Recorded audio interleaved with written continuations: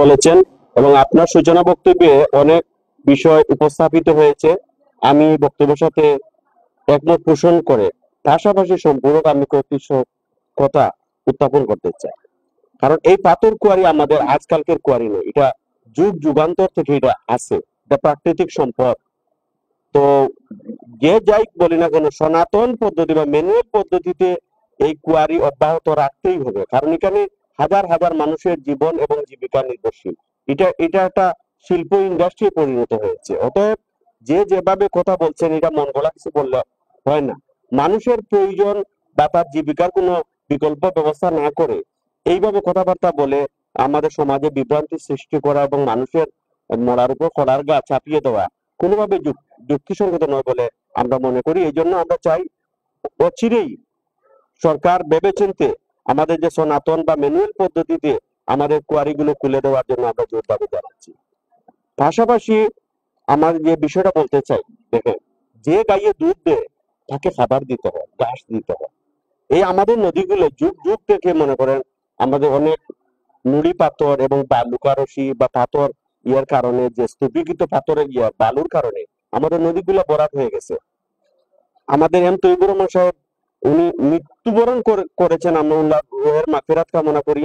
পিয়াইন নদী খনন সহ পিয়াইন, সুরমা, কুশিয়ারা, বিশেষ করে আমাদের পিয়াইন নদী খনন এবং খাল বিল নদী নালা খননের আমরা আজকে জোর দাবি জানাচ্ছি।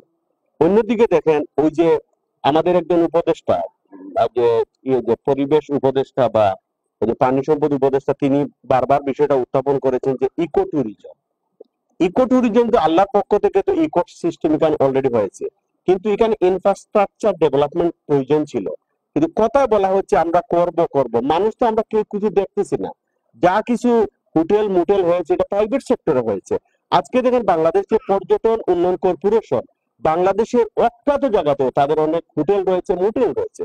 আজকে আমাদের জাফলংয়ে বা আমাদের বিছনাকান্দি বলেন, বুলাগঞ্জে বলেন, একটিও সরকারি হোটেল বা মোটেল এখনো বলে মানে উঠানো হয়নি। এরপরে আমাদের পর্যটকদের জন্য মনে করেন এখন কাপড় পরিবর্তনেরও কোনো ব্যবস্থা আমরা কেউ করতে করবো বলি আমরা চিন্তাই করতেছি না। এটা জেলা পরিষদ থেকে হইতে পারে, আমাদের উপজেলা পরিষদ থেকে হতে পারে, যাতে মহিলারা গেলে কাপড় যাতে পরিবর্তন করবো তার একটা ব্যবস্থা করা যেতে পারতো। ইকো ট্যুরিজমের জন্য আমি যেটা মনে করি যে এগুলা অনেক ধরনের ইনফ্রাস্ট্রাকচার ডেভেলপমেন্ট দরকার, আর বাংলার পর্যটন কর্তৃপক্ষের মাধ্যমে বিভিন্ন হোটেল মোটেল করা দরকার। আর বিশেষ করে আমরা যেটা বারবার বলতেছি, আপনারা যে যাই আমাদেরকে আশ্বাস দেন, আমরা আশ্বাস দেব, আমি আর কত শুনবো, জনগণ আর কত শুনবেন।